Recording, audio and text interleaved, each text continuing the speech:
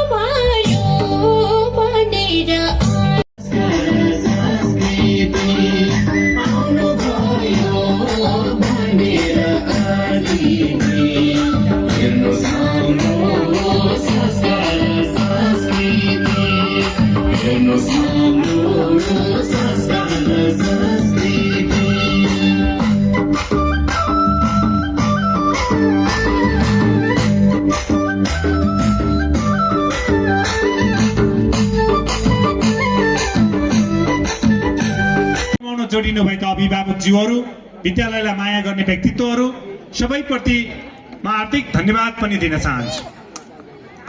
आज विद्यालयलाई यो स्थानसम्म ल्याइ पुर्याउँदा राज्यको लगानी रहेको छ, रहँदै जानेछ।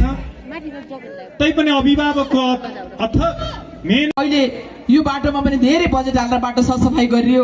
ठाउँ ठाउँमा खाल्टा खुल्टी छन्, अप्ठ्यारो छ, कोही कोही ठाउँमा आङसिरिङ्ग हुन्छ। हामी आफै पनि हिँडिरहेको अवस्था हो।